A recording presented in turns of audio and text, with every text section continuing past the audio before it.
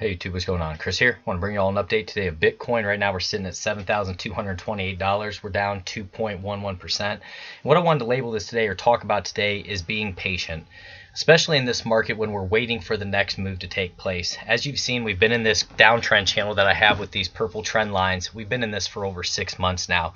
So obviously the overall trend, the macro trend there is down and is pressing down upon us. And what we've been dealing with is this fight over the 0.618 Fibonacci. This has taken place for over a month now.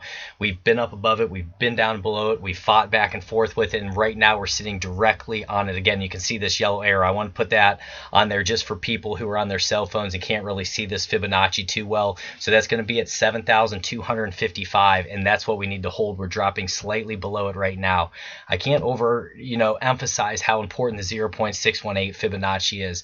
Many times, especially in cryptocurrency, when you get those big retracements, because we get such large pumps and they come in so fast, just like we were looking at in the last video, this move here, we basically went from $7,000 all the way up to $14,000 in a month. That's how it moves to the upside and to the downside. So when you have these explosive moves, you're going to have these massive retracements.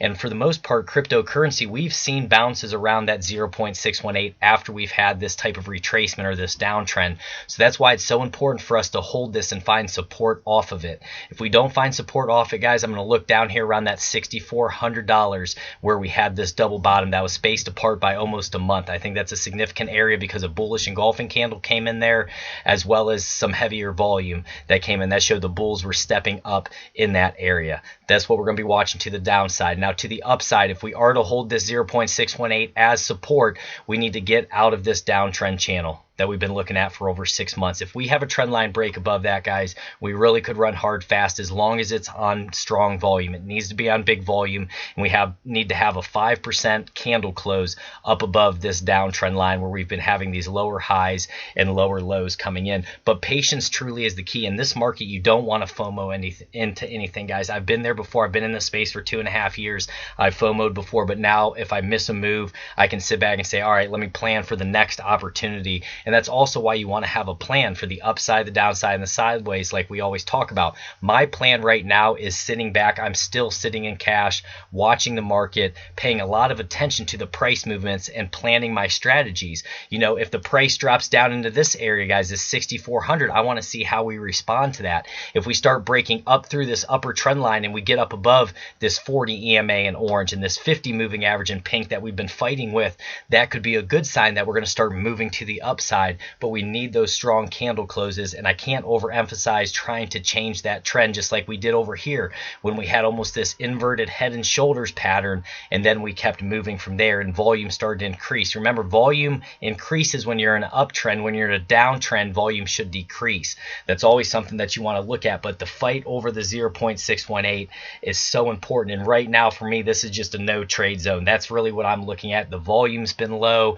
It's just at that spot, and whenever you start to get that low volume, what you have to be aware of is a break's going to be coming. I can't tell you if it's going to be today. I can't tell you if it's going to be tomorrow, but as the candles get very tight, you're going to have that fight between the bulls and the bears going back and forth over this 0.618 level. Because guys, really, if we lose the 0.618 and we don't hold around that 6,400, we're going to be looking down at the bottom of this channel around $5,400. That's how quick and aggressively we could drop to the downside. Now to the upside, we would look for a break out of this upper trend line there, and our target would be around that $8,500, and that's around the 0.5, and then we look up to that 0.382, which would be around $9,800, which we still have a shot at. Right now we're just floating in the middle of this downtrend, and it's so important to be aware of that. And another thing I want to point out, guys, why we don't FOMO. You'll see so many thumbnails and people talking about on videos, Bitcoin's going to $1 million by 2020, and we basically have 1 day left right now, and Bitcoin's sitting at $7,200.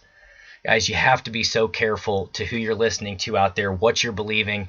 I know when I first got into space, people were telling me Litecoin's going to $2,000, Bitcoin's going to $1 million. And as I started to learn trading and I started to study these books, I know that's not the case. And if we were to get to that, down the road, guys, it would take years to get to that point, because each time you're going to have areas where people are going to take profits. So say we break out of up here, people who bought up in here are going to remember they bought up in here and they've been waiting this whole time. So if we get back to that point, you're going to have a lot of sellers, and that's why it's so hard to make a brand new high, is because you have these people who bought up high right up in this area, and they're waiting for it to get back to that point so they can at least break even and say, I'm out of here, I'm getting out of here. Even if it looks like it could continue to go higher, a lot of people don't want to lose money, and that's why they will sit in these positions and they can get worked for 6 months.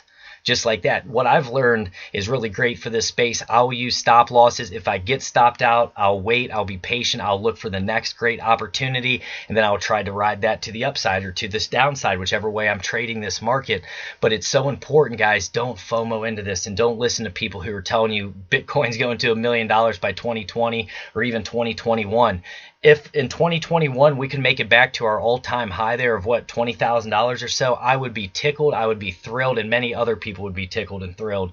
But we have to be realistic in this space. The more reading you do, the more you're going to understand this. So right now, I think it's about being patient. I think it's about watching this 0.618 and seeing what we're doing as we're floating in the middle of this downtrend. What I want to do next was pull off our Fibonacci, and I wanted to look at just a few indicators. I think the relative strength index is extremely important. Right now we're at 47, and with it being at that 47, you can also see we were making higher lows down in here, which was a good thing. Price was dropping and we were making higher lows, so we did have a little bit of that bullish divergence taking place. But at the 47 level, it's a little bit more neutral. There's plenty of room to run to the upside, where you've seen us before at around 91 on the RSI, and there's also plenty of room to really drop hard to the downside here, where recently we've been around 18 and we've been as low as 6 on the RSI for the one-day chart. So that's where you have to be careful, and that's why I said this is really a no trade zone for me, at least. I want to be careful. I want to see what the market maker does next. It's all about those whales and where they're going to push this market,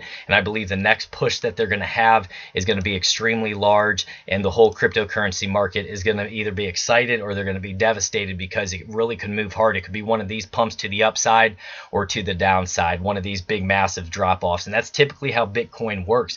It works in these huge fast spikes, and it works in these nasty, bear trends where the bear just completely jumps out the window. That's something you'll always hear, is the bull climbs the stairs, the bear jumps out the window. And in cryptocurrency, I'd actually say it's a hair different.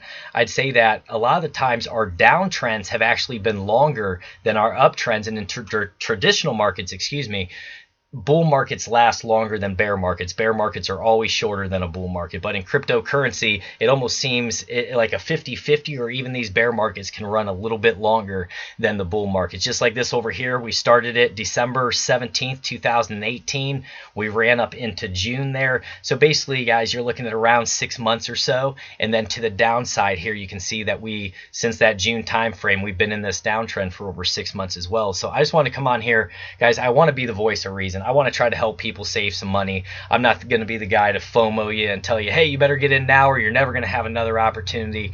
I just think that's crazy, and a lot of people just want clickbait out there. I'm not calling anybody out specifically. I'm just saying in general, you really have to be careful in this space, because there are people who just care about that clickbait and don't really care about what could happen if people are buying at these extremely, oversold or overbought levels, where the RSI is at 90 and they're afraid they're never going to get a chance again. And then before you know it, Bitcoin drops, $4,000 or $5,000 in the matter of a month. That's just what happens in this space.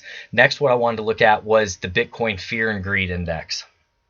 And with the Bitcoin Fear and Greed Index, right now, we're looking at a 40, and it's still saying fear. If you can see this here, yesterday was 37, last week was extreme fear around that 25, and last month was at 28. And what I like to do is just go through and take a look at this and just kind of see how other traders are feeling, how the market sentiment is right now. And even with it being around this 40, we're getting closer. I know it says fear, but we're getting closer to that, middle ground. And I think that's due to where we're at in the market right now, just because we have not been moving around a ton. And when you don't move around a ton, or you move sideways, then things are going to start to balance themselves out a little bit more. And you'll see that in the charts. Whenever candles get extremely tight, just like we've been in here for a month, guys, if we really zoom in, and remember this is all on the one day here, and we pull our horizontal line, we'll go off the bottom wick here, so that'd be around $6,400. We'll turn it green for support.